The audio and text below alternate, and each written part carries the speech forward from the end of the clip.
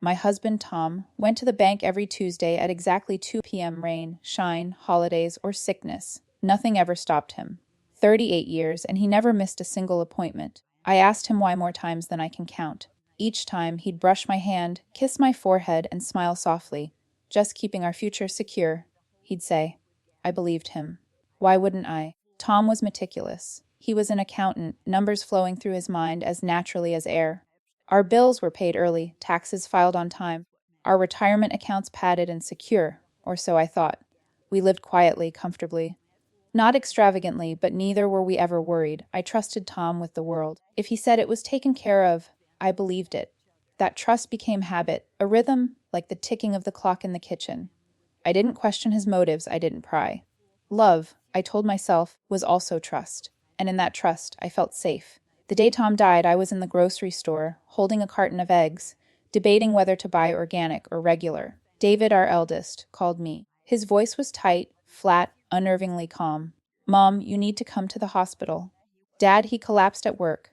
I dropped the eggs, shattering the carton on the tile floor. The sound seemed loud in the empty aisle. Heart pounding, I grabbed my purse and drove through rain-slick streets, praying it wasn't as bad as he said. But it was. A massive heart attack, the doctor said. Quick, clean. He probably didn't suffer much. That was the only consolation. At the funeral, I didn't cry. Friends whispered that I was in shock. That grief hadn't caught up to me yet. But it wasn't shock. I felt something stranger. Relief. Not because I didn't love him, I did. I loved him deeply. But beneath the grief and exhaustion, beneath casseroles delivered in flowers that wilted before I could arrange them, I felt light. Finally able to breathe. I didn't understand it, not yet. 3 days later, a letter arrived. Plain white envelope, no return address. My name typed on the front. Inside was a single sheet from Oak Ridge National Bank. "Dear Mrs. Reynolds," it read, "we wish to express our condolences regarding your husband's passing. Per the terms of the safe deposit box lease, you are listed as the secondary holder. The box is paid through the end of the year. Please contact us to arrange access." I stared at the letter. Safe deposit box. Tom had never mentioned a single word about it in 38 years. Not once. My hands shook as I called the bank. Polite, professional woman on the line confirmed it. "Yes, Mrs. Reynolds, you can access it. Would Thursday at 10 a.m. work?" 2 days away. The house felt alien those days. I moved like a ghost through rooms Tom had organized perfectly. Drawers, files, labels. Everything so precise it was almost suffocating. His handwriting on folders seemed to mock me now. Precise and familiar, hiding secrets I hadn't suspected. David came by Wednesday evening. His tie was loose, eyes rimmed with red. He sank into Tom's chair at the kitchen table. "Mom, we need to talk about Dad's finances." I've been going through his office. Some things, they don't add up. My stomach fell. What things? He spread a folder on the table. Bank statements, investment reports, documents with numbers I didn't recognize. "Did you know Dad had 3 separate checking accounts?" "No, we only have the joint account," I whispered. "One account empty for 6 months. One closed last year, the third balance of $43. I froze. That's impossible. Our retirement funds alone should have been over 400,000. David's face mirrored what I feared. "Mom, I can't find it. Any of it." That night, I lay in the bed Tom and I shared for decades, staring at the ceiling. Memories rushed through me: Tuesday bank trips, his soft hand on mine, the words repeated endlessly. "Don't worry about the boring money stuff. I've got it covered." He had it covered. All wrong. Thursday arrived gray and cold. I dressed in navy slacks and a blazer, a kind of armor. David offered to come. I said no. I needed to see it first alone. The bank, a sleek glass building, smelled of metal and disinfectant. Patricia, the manager, greeted me with a sympathetic smile. "Mrs. Reynolds, I'm so sorry. Tom was a valued client for many years." She led me to the vault. The metal boxes gleamed. Cold and unfeeling, I carried box 392 to a small room, set it on the table, and stared at it. Plain metal, locked secrets. 38 years of a marriage I thought I understood. I opened it. Folders. Dozens of them. The first, labeled investments, revealed only loss. Failed stocks, risky ventures, accounts I'd never known existed. All under Tom's name. The second folder was worse. Home equity loans, 3 taken out against our house. Total debt, $270,000. The third folder nearly broke me. Credit cards. My name, my social security, forged signatures. 15 accounts. Total debt, $96,000. Identity theft. Fraud. my husband, my life. At the bottom of the box, an envelope in Tom's handwriting. I opened it carefully. Maggie, if you're reading this, I'm gone. 5 years ago, I made an investment I thought would pay off. It didn't. I tried to fix it. Every Tuesday, I tried to restructure, to dig us out. I only made it worse. I'm sorry. I love you. The grief burned away, leaving cold clarity. He tried to shield me, but in doing so, had destroyed us. I folded the letter, took a breath, spinal straight, jaw set. I need copies of everything. And a lawyer? Patricia nodded. I'll take care of it. By the time I left the bank, I was ready. Not for revenge, not yet, but for the fight I hadn't known was coming. The ride home was silent, save for the hum of the engine and the occasional click of my seatbelt. David sat beside me, tapping his fingers on his knee, glancing at the pile of documents I had shoved into my bag. I could feel his worry, the way he wrestled with disbelief and anger all at once. His hand brushed mine once, tentative, a silent promise that we'd face this together. Once inside, I spread the copies across the dining table. Bank statements, investment records, loan documents, credit card applications. I had to see it all at once to grasp the depth of what Tom had done. My house, our retirement accounts, my credit, all vanished like smoke. The life we had painstakingly built was erased without my knowledge. Mom, David said quietly, pulling up a chair, there's more. Life insurance. Did he have a policy? I shook my head before he could finish. No, there isn't one. His eyes widened. How did you know? I just did, I said, voice brittle. He spent the last 5 years burying us in debt, making sure nothing would be left. And he was meticulous. Too meticulous. We went through each document, one by one. Every number, every account, every loan, meticulously hidden from me.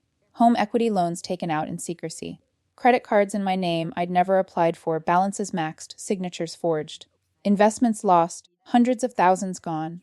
Every Tuesday, he had gone to the bank trying to fix his own mistakes, while the mess quietly metastasized behind closed doors. I remembered those Tuesdays vividly. The way he kissed my cheek, whispered, I've got it covered, and left me in a bubble of trust.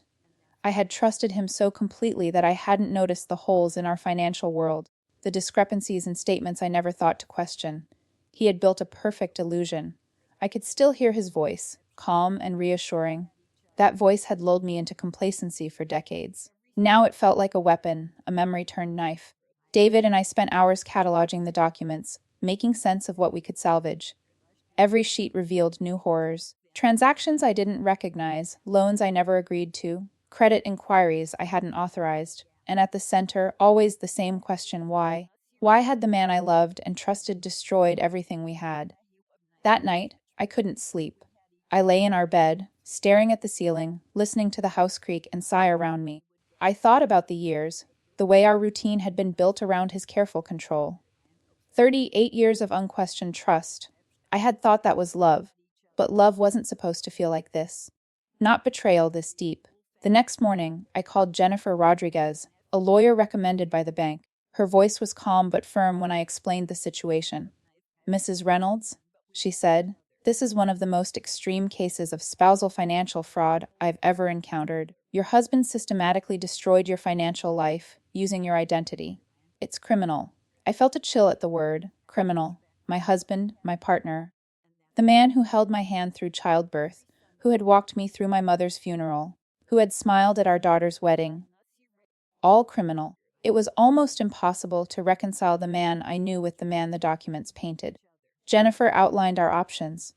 We could fight the loans, prove the credit card signatures were forged, work with creditors to contest the debts, possibly save the house. But it would be long, costly, and emotionally draining. She didn't sugarcoat anything. It will be a fight. 6 months to a year, maybe longer.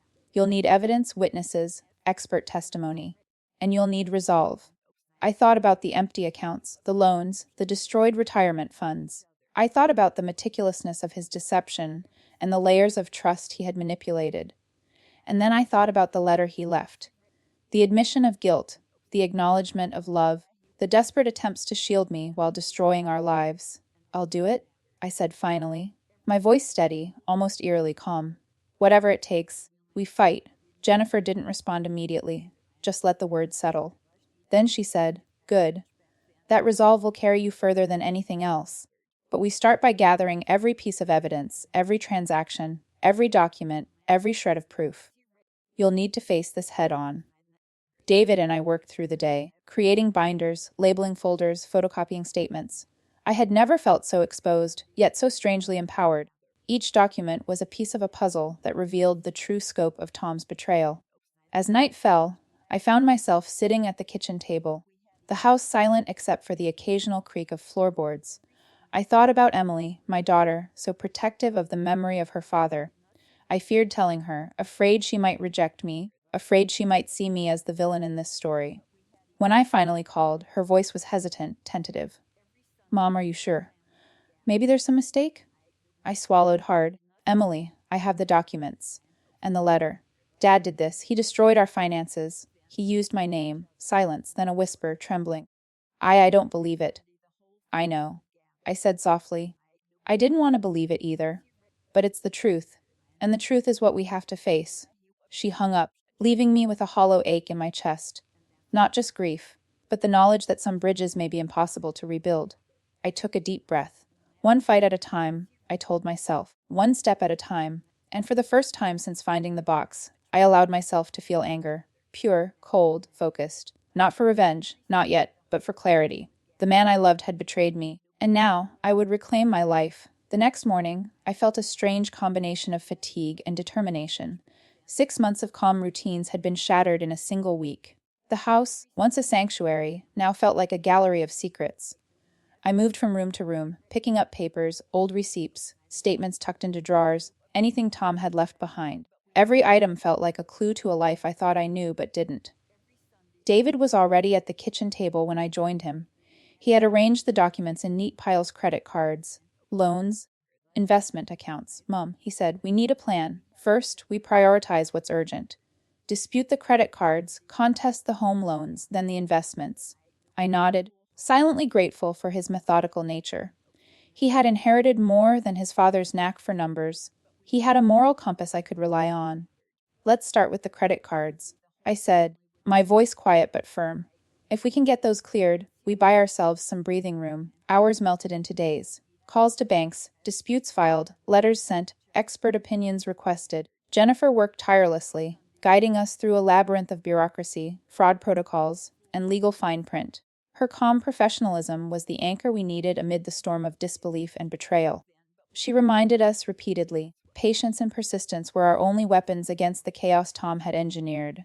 One evening, exhausted, I sank into the couch. The weight of Tom's deception pressed on me like a physical presence. I thought about the husband I had known, the gentle man who held my hand, who reminded me every Tuesday that our future was secure. And then the husband I had discovered, the man who built hidden accounts, forged my signature, and buried us in debt. The contrast was jarring. David sat beside me, silent at first, then spoke. Mom, I know you feel like you lost him twice. Once to death, once to deception. But you're not alone. We'll navigate this together. I exhaled slowly, leaning back. I know. But I keep asking myself, how did I not see it? You trusted? David said softly. Not naivety. Trust. And that's not a weakness. It's a strength. We'll rebuild from here. Rebuilding meant more than finances. It meant confronting family dynamics. Emily still refused to fully accept the truth. I knew the coming weeks would require delicate care. Conversations measured with honesty, but tempered with empathy. The first victory came sooner than I expected. One of the credit card companies accepted Jennifer's evidence, forged signatures, lack of authorization, and a pattern of deception that made the charges invalid. Relief washed over me, tempered by exhaustion. We were not free yet, but we had proof that the truth could prevail. Emily called the next day. Her voice was hesitant, still tinged with disbelief. Mom, I heard about the credit card. Is it true? All of it? Yes, I said gently. It's all true, and we're working to make it right. I know it's hard to hear. She paused, silent, then whispered, I want to believe you. It's hard to reconcile the man I loved with what he did. I understand, I said, and it's okay to feel that way. But I need you to know this. Believing the truth doesn't diminish the love you felt. It just helps us rebuild without the lies. In the days that followed, we continued piecing together the financial wreckage. Some accounts were salvageable, others irretrievably lost.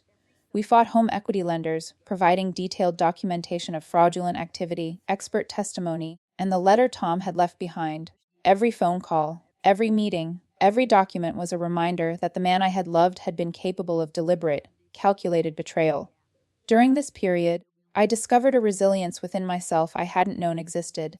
I handled phone calls, organized meetings, contacted creditors, and still found time to comfort David when he felt overwhelmed. In moments of quiet, I reflected on my own agency, the ability to make choices and reclaim my life. Tom had tried to erase me, but I was still here. I began keeping a journal, daily notes of steps taken, insights gained, and emotions felt. Writing became a therapeutic ritual, a way to separate the chaos from clarity. Each page reminded me that while Tom's actions had disrupted my life, they hadn't destroyed my will to persevere. One afternoon, a friend stopped by, a neighbor I had confided in briefly. "I can't imagine what you're going through," she said, looking at the organized chaos of documents on the table. "But you're handling it with incredible strength." I smiled faintly. Strength is just persistence in disguise. "I'm just putting one foot in front of the other." David added, "Mom, don't underestimate yourself. We'll get through this. We have to, and so we did, day by day, document by document, call by call. The fight was exhausting, emotionally draining, but necessary. With each small victory, cleared credit cards, disputed loans, corrected statements, I felt a flicker of control returning. The life I thought lost was slowly being reconstructed, brick by brick. By the end of the month, I had started to reclaim the parts of myself Tom had tried to hide. I opened accounts in my name only, controlled my finances directly, and began making decisions independent of his shadow. It was unfamiliar and sometimes frightening, but it was mine. And for the first time in months, I allowed myself to imagine a future untethered from the secrets of the past. A life rebuilt on transparency, autonomy, and truth. The first weeks of reclaiming control over my life were quiet but relentless. Every morning, I woke with the lingering ache of betrayal still heavy in my chest, but a small voice whispered that this was my chance to rebuild. I began taking inventory not only of finances but of my routines, my spaces, and the life I wanted to reclaim. Tom's shadow still lingered in the house, in the neatly folded shirts, in the perfectly labeled files, but I no longer allowed them to dictate me. David and I worked side by side in the living room, documents spread across the table like fragments of a shattered puzzle. Each phone call to a bank or creditor was a small battle, a test of patience and resolve. Jennifer guided us through every step, explaining legal nuances and strategies. Her presence reminded me that I wasn't alone in this fight, even when my body ached with exhaustion and my mind spun from the weight of betrayal. One evening, as the sun dipped behind the city skyline, I sat in the kitchen with a stack of statements before me. Emily had still not fully reconciled her feelings, but she had sent a brief email saying she was reviewing her own accounts, unsure of what she would find. The thought of her, struggling with the same tangled web Tom had left, made my chest tighten. I needed to reach her, to help her see that acknowledging the truth did not mean erasing the father she loved. It meant protecting herself. The following day, I wrote her a letter. Not a long one, but direct and heartfelt. "Emily, I know this is hard. I know you loved him, and I know that makes this harder. But hiding from the truth will only hurt you in the long run. You are not alone, and I am here to help you navigate this. I understand if you need time, but please trust that facing reality is a form of strength, not betrayal." I mailed it, hoping she would read it when she was ready, on her own terms. Meanwhile, I began to immerse myself in the small rituals that had always grounded me. Reading, walking, tending to the garden Tom had insisted I never touch because it was messy. Now, digging my hands into the soil, pruning roses, planting new blooms, I felt a quiet reclamation of space, of life. Even in grief and betrayal, growth was possible. Each new sprout felt like a small victory over the weight of deceit. At the bookstore, Ruth noticed the change. "You're lighter," she said one morning, arranging a display of novels. "Still carrying the past, of course, but there's a new energy about you." I smiled faintly. "It's intentional," I admitted. "I can't undo what happened, but I can choose how to live with it." She nodded knowingly, handing me a ledger to track the bookstore's new book shipments. Helping other women became another anchor.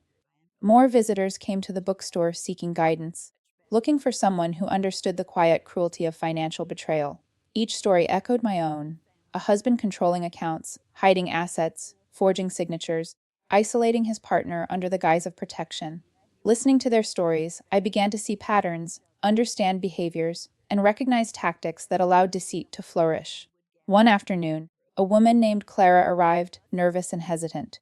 I think my husband has been hiding things from me," she said. "I can't prove it, but I feel it in my bones." I led her to the self-help section, pulled down a few books, and then shared my story briefly. "Trust your instincts," I said. "Check the accounts. Ask questions. Love does not mean blind obedience." Her eyes filled with tears, gratitude shining through. "Thank you," she whispered. "I feel like I can finally act." The weeks blurred into months. David meticulously organized records, and we slowly began to resolve accounts, get debts reversed, and secure our financial foundation. Each cleared credit card, each corrected statement, was a victory, a tangible reminder that the truth, though painful, could still heal. Emily's walls began to crumble slowly. She called one night, voice trembling. "Mom, I checked my accounts. I can't believe it. All of it. He did this." I nodded, fighting tears. "Yes, but it's not your fault. You weren't involved, and you're not responsible. We'll fix this together." Her sobs filled the phone, and I held her in my mind the way I could no longer physically hold Tom, imagining her relief mingled with grief. It was a pivotal moment, the first acknowledgement that truth could coexist with love for the father we knew, even if that love was complicated and flawed. At home, I took deliberate steps to reclaim autonomy. I changed passwords, opened new accounts in my name only, and handled all bills directly. Every action, no matter how small, was an assertion that I was no longer passive in the story of my life. Tom's betrayals could not erase my agency. The house, once a symbol of hidden debts and deception, slowly transformed into a space of empowerment. Every room I organized, every corner I claimed as my own, felt like a small victory. The kitchen table, where David and I had spent hours sorting papers, now represented strategy, persistence, and the reclamation of life. By the time the first snow fell, dusting the garden with a fragile white, I could finally exhale with the knowledge that though the past could not be undone, I was no longer a prisoner of it. The financial war was not over, but the momentum had shifted, and for the first time since Tom's death, I felt a flicker of freedom, fragile but undeniable.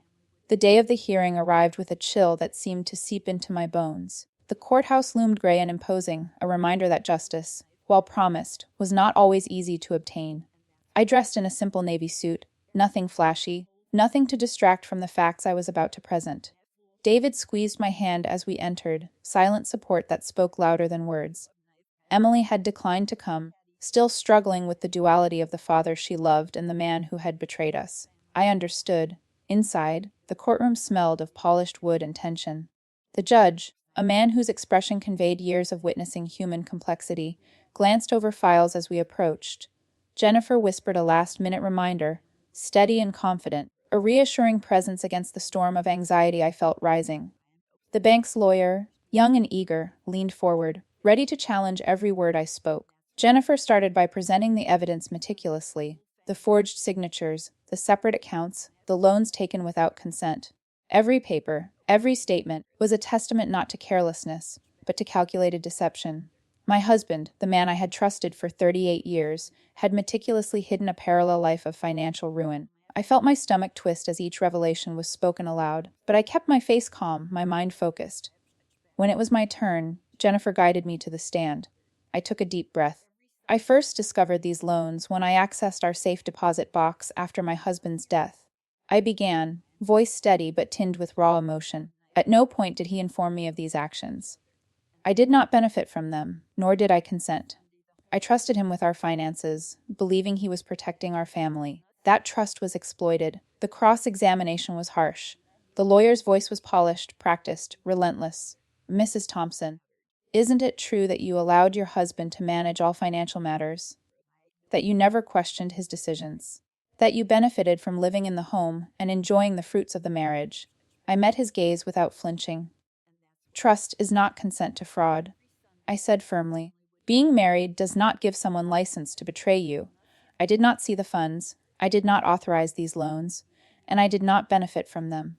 This was deception, not shared decision-making." The courtroom felt tense, the air heavy with the weight of truth. Jennifer presented Bob's own letter, an admission of his mistakes, his desperate attempts to cover failed investments, and the exact words that revealed how deeply he had pulled us under without our knowledge. I felt a shiver run through me as the judge read excerpts aloud. This was real. This was happening.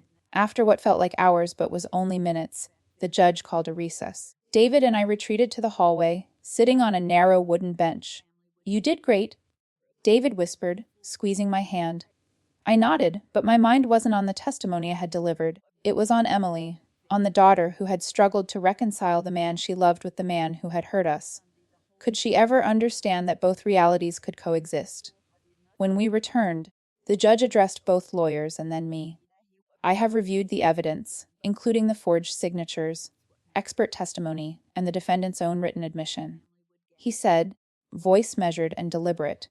"While I understand the bank's position regarding spousal benefit, I cannot ignore the clear evidence of fraud committed without Mrs. Thompson's knowledge or consent. The loans are void. The liens on the property are released." Relief and exhaustion hit me simultaneously. David grabbed my hand, his grip trembling with emotion. Jennifer allowed herself a small smile, satisfaction etched across her face. I felt a release I hadn't realized I'd been holding for months. A tangible affirmation that truth could still prevail, even in the aftermath of betrayal. Walking out of the courthouse, I didn't feel triumphant. The victory was not a celebration, it was survival. My house was safe, my name cleared, but the emotional landscape remained complex. The marriage I had known was gone, replaced by a reality of deception I had never imagined. And Emily, my daughter, was still struggling with the duality of the father she loved and the man who had deceived us. That evening, Emily called. Her voice was tentative, thick with emotion. "Mom, I checked the accounts. I can't believe it. All of it. He did this." I nodded, imagining her tears over the phone. "Yes, but it's not your fault. You weren't involved, and you're not responsible. We'll fix this together." Her sobs, a mixture of grief and relief, filled the line.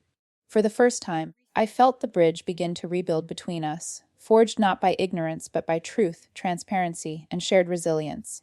It was fragile, but it was real. In the weeks that followed, life settled into a rhythm I hadn't known for decades. Court battles behind me, the house secure, I focused on the things I could control. The bookstore became my sanctuary, a place where I could build something with my own hands and heart, not something Bob had hidden behind numbers and lies. Ruth was patient, guiding me through inventory, ordering, customer relations. She was more than a mentor, she became a friend, someone who reminded me that life could still hold joy after betrayal. Emily, slowly, began to emerge from her disbelief. She sat at our kitchen table one afternoon, documents spread out before her, tears drying on her cheeks. I can't believe it," she said, voice trembling. He ruined so much. My credit, our savings, everything." I reached across and held her hand. "I know, sweetheart, but we survived. You, me, David, we survived, and now we rebuild. That's what matters. Not hiding from the truth, but facing it together." She nodded, and for the first time, I saw relief mix with grief, a recognition that understanding the truth, painful as it was the path to freedom. David threw himself into helping both Emily and me. He reorganized accounts, tracked down documentation, and liaised with lawyers. He had saved the $50 and he'd been asked to invest with Bob in the failed startup, and he carefully set it aside for his children's education. That act, small but deliberate, felt like a tether to hope in the chaos left behind by my husband's secrets. I returned to the support group we had started at the bookstore. What had begun as a small circle of 5 women had grown to 20, each carrying their own stories of hidden abuse, of manipulation disguised as care. They listened as I shared my experience, and I listened as they spoke of husbands, fathers, brothers, partners who had stolen, deceived, or controlled. Each story reinforced the lesson I had learned that abuse often wears the mask of love, that trust can be weaponized, and that surviving it requires clarity, courage, and community.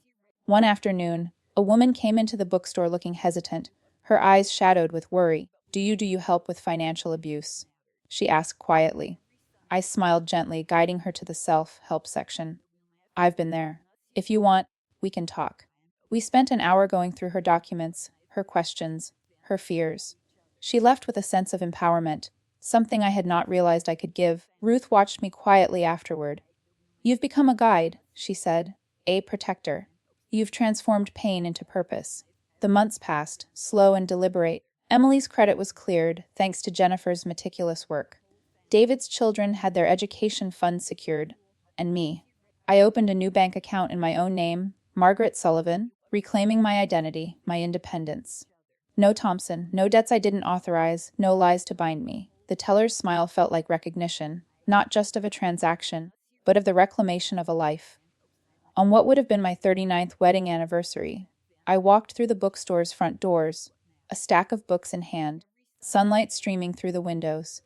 The support group met that evening in the back room, chairs arranged in a circle, coffee steaming, stories waiting to be shared. I looked around at these women, each scarred, each resilient, each determined to survive and rebuild.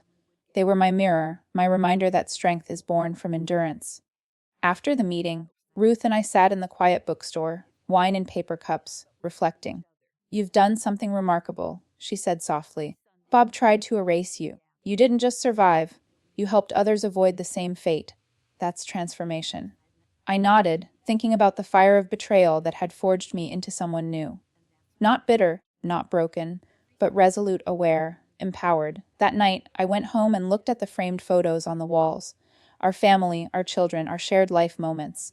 They were real, beautiful, and complicated. Bob had been part of that life, but he no longer defined it. I was no longer defined by what he took. I was defined by what I rebuilt. If you find yourself reading this, in a marriage, a partnership, a situation where trust has been weaponized, know this, examine the documents, ask questions, trust your instincts. Love is not blind. Love is partnership, transparency, and respect. And if you are betrayed, if your world collapses in a single revelation, remember survival is just the beginning. Rebuilding is possible. Transformation is possible. And your life, your identity, your agency, you can reclaim all of it. I did. And so can you.